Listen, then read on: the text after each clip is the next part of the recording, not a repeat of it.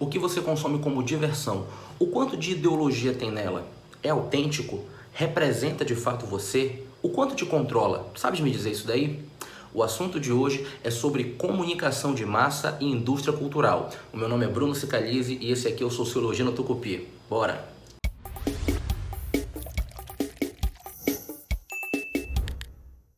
Pessoas, comunicação de massa. Você não pode deixar de se atentar, é claro, às revoluções industriais e à capacidade que a gente tem de intensificar justamente a nossa comunicação. Em especial, nos conflitos que você tem entre estados. Você vai ter ali Primeira Guerra, Segunda Guerra e em especial a Guerra Fria, que vão com certeza potencializar de todas as maneiras a capacidade que você tem e o Estado teria de legitimar as suas ações, em especial por conta da sua população. Quando a gente pensa na Guerra Fria e a disputa geopolítica entre Estados Unidos e União Soviética, a comunicação de massa ela foi fundamental, inclusive para gerar também o que a gente vai chamar de cultura de massa, ou seja, uma maneira de você fazer alcançar, no caso os estados em si, Estados Unidos e União Soviética, de fazer alcançar exatamente as suas ideias, as suas ideologias, as suas concepções de economia, política e sociedade. Lembra que o Marx e os autores marxistas que vão se seguir vão trabalhar justamente com o fato de existirem as ideologias em si e elas serem, de maneira geral, uma maneira de você conseguir compactuar, então trazer legitimidade diante da sua população. Ou seja,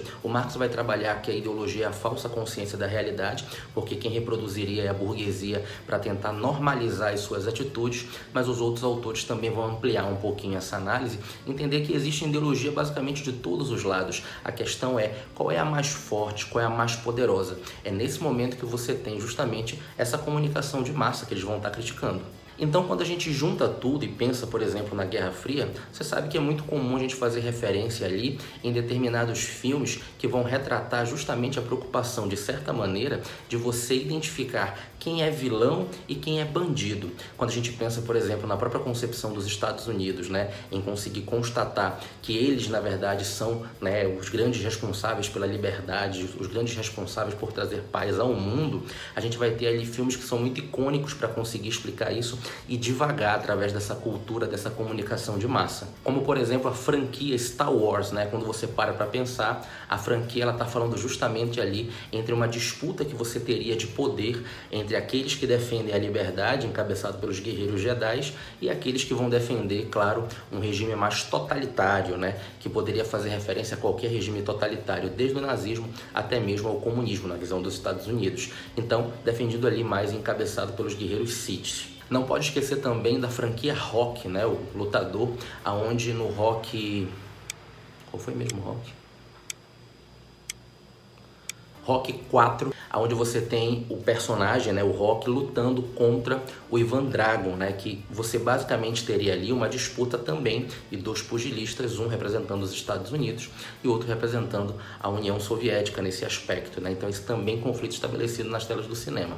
Você não pode também esquecer, aproveitando o embalo do ator, sobre a franquia Rambo, que quase todo momento, faz referência à Guerra Fria, Primeiro, no caso do Rambo 1, onde você tem a visão, o outro lado da história diante de um soldado que sofre uma recusa da população do próprio país devido à guerra do Vietnã. O Rambo 2, que também vai fazer referência justamente a um retorno diante disso daí. E o Rambo 3, que faz também uma referência direta, mais especificamente ali, à União Soviética, onde você vai ter ali também estabelecendo um determinado conflito. E é claro que você não pode deixar de levar em consideração também o alcance que isso tem no público jovem. Não é à toa a criação de personagens como o próprio Superman e, claro, o Capitão América, desde a Segunda Guerra Mundial, que você teria ali a teoria do super soldado e assim por diante. Sempre, claro, regimes totalitários, tentando colocar os Estados Unidos como grande propagador. Comunicação de massa, cultura de massa nesse sentido. Mas olha também a disputa que você tem mercadológica entre Estados Unidos e China na atualidade. Ela acaba sendo refletida na própria indústria cinematográfica, em especial norte-americana. Você pode reparar que de vez em quando aparece ali um personagem chinês. Às vezes do bem, tentando falar de uma determinada harmonia, paz, mas também em muitos momentos do mal. Não é à toa que isso se reflete também nas próprias disputas geopolíticas das redes sociais. Atualmente você tem um conflito ali entre o Instagram e o próprio TikTok. O Instagram pertencendo à indústria norte-americana e o TikTok sendo, na verdade, da indústria chinesa. Então você tem ali algumas tentativas de boicotar um aplicativo no outro nesse sentido. Vale aqui também uma menção honrosa sobre a atual situação que a gente está vivendo sobre a cinematografia de super-heróis, os universos e assim por diante. No caso, em especial, da Liga da Justiça do Zack Snyder.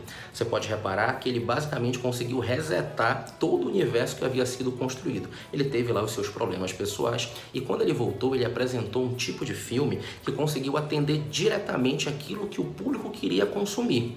Ou seja, você vê ali um aspecto diretamente relacionado àquilo que ele queria atender diante da sua massificação e a reprodução de uma determinada ideia sobre super-heróis, sobre bem e mal e aquilo que o público realmente estava pedindo, ou seja, o mercado estava pedindo. Daí você vê caracterizado que a gente vai conseguir compreender e vai ser dado nome, entre outras coisas, como indústria cultural. A indústria cultural foi um termo criado pela Escola de Frankfurt, que tem como representantes, por exemplo, Adorno, Horkheim, Walter Benjamin, Herbert Marcuse e muitos outros, inclusive várias gerações da própria Escola de Frankfurt.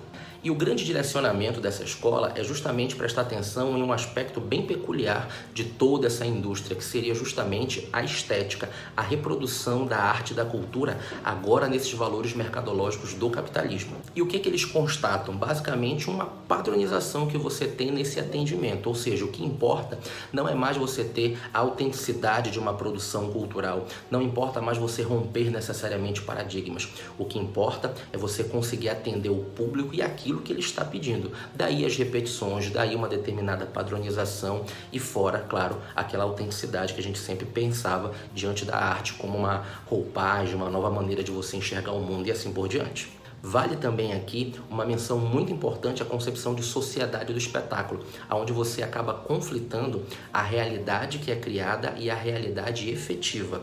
Por que você acaba conflitando isso? Justamente porque você acaba atendendo determinada demanda de comunicação e satisfazendo determinados gostos, padronizações, e isso é colocado como uma necessidade de controle que você tem de um determinado sistema, acalmar que você teria ali determinadas concepções para você conseguir padronizar e manter a sociedade calma, tranquila, diante de determinados aspectos. Um dos grandes fenômenos de audiência que a gente já tem aí há um bom tempo, que no caso seria Big Brother, faz referência justamente, entre outras coisas, a um livro muito famoso do George Orwell, 1984, onde ele vai retratar justamente ali a concepção do grande irmão, uma sociedade totalitária que controla a todo momento as suas concepções de ideologia e consegue controlar de maneira como um todo, política, econômico e socialmente. Queira ou não, as próprias referências que a gente encontra no Big Brother refletem um pouco desse tipo de análise que a gente tem no sentido social e político. Mas é claro, o que mais importa não é necessariamente aqui a crítica que a gente pode se estabelecer diante do entretenimento. Eu, particularmente, acho que o entretenimento é importantíssimo. Muitas das coisas que eu falei para vocês aqui, eu consumo e consumo de maneira verdadeira. A grande importância que a gente precisa dar é sobre a consciência diante daquela situação. E, às vezes, conseguir aproveitar e como, através desses meios de comunicação, conseguir estabelecer um diálogo que possa, sim, proporcionar uma criticidade. Quando você começa a entender o que está por trás de uma leitura cinematográfica. O que ela pode te ensinar sobre valores que são, sim, valores que valem a pena da gente cultivar. Mesmo de quadrinhos, mesmo de cinema, mesmo de livros, mesmo de músicas, que a gente acaba realmente comprando bastante, ou então até mesmo com um programa como a gente tem agora e que causa uma audiência gigantesca, e o que a gente pode estar refletindo dele da melhor maneira possível, como o próprio Big Brother. Ou seja, o que importa na verdade é a gente ter consciência diante daquilo que a gente está consumindo. Beleza, pessoas? Muito obrigado, tudo de bom, a gente vai se falando, até a próxima. Tchau, tchau.